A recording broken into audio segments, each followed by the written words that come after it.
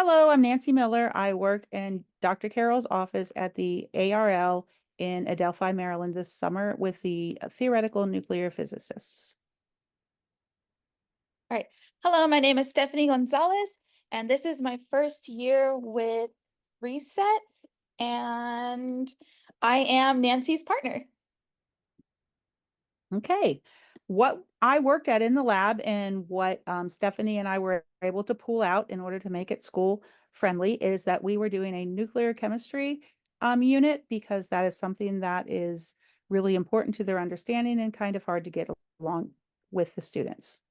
So, like Nancy said, we're just doing our nuclear chemistry for particle decay. She was nice enough to kind of switch around from heavy physics to chemistry to kind of make it easier.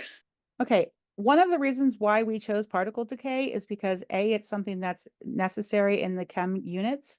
And number two, that I truly did not understand what I was talking about when I got to the lab. And that this is an area where if I don't understand it completely, I'm guessing the students would not as well. For this lesson, we're going to deal basically with alpha, beta, and gamma decay. And those are the three ways that the energy and the particles come off of the nuclei. The reasons why I felt this was important, and Stephanie concurred as she was going through, is that basic chemistry, we do not spend a lot of time with the neutron. As a matter of fact, I told Dr. Carroll that I teach it as the Twinkie of the atom, that it doesn't really have a purpose, it just adds weight. And he told me to stop that. It's ignored or it's presented in a manner that's not accurate. I was guilty of doing that for sure. Radiation is a topic that's misunderstood by the general populace, and we really need to make sure that we fix that. And there are lots of beneficial applications for particle decay, and there's not a lot of students who are going into this field of study. And it's a very important field of study that we're hoping to open their eyes and make them more motivated. For the 5E, we basically did just a some background readings. Where I'm really big on classroom discourse, letting our students kind of take the wheel there. And then from there, I'm gonna let Nancy do the exploration. Okay, this was a portion of the unit that my team and I at the lab worked a great deal on with a nuclei. And so what happens is that as we build in this part of the unit is they are using the clay to hold the protons and neutrons together with the strong nuclear forces. But what I learned is that the strong nuclear forces tend to break down as they are getting farther and farther away as the nuclei become bigger and bigger and bigger. Therefore, the springs that are represented there then become the prominent force, and that is the electronic force where the protons are trying to repel each other. So as they build in this particular exploration, their goal is to build the largest nucleus that they can. And it's kind of a competition. But as they build out, they have to add not just the clay, which is the nuclear force, but the springs, which is the plus plus repulsion.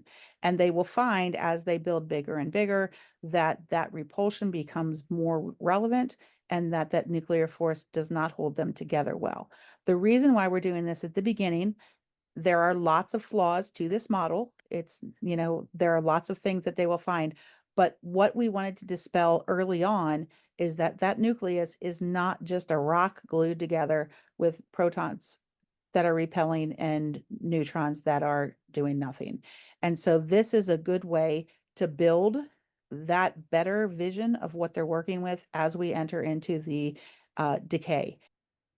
So building off of the structure from the previous slide, students will now have a better understanding when we give them interactive simulations. They're not just looking at the simulation and thinking, okay, well, there's something going on here. In the rest of the 5Es, we have some PhET simulations in there for alpha decay and beta decay, along with some worksheets that give the students not just multiple choice questions, but those free response questions.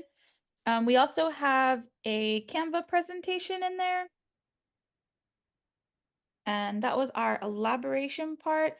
There is another worksheet that goes along with it to help with how to facilitate their research rubric, guiding, and grading. And then for our evaluation, and if you're going to take them as more of a summative grade rather than a formative assessment. Well, I hope that everybody's able to take something away from this lesson, and it's been a great summer and a great experience. So thank you very much. Thank you, everyone.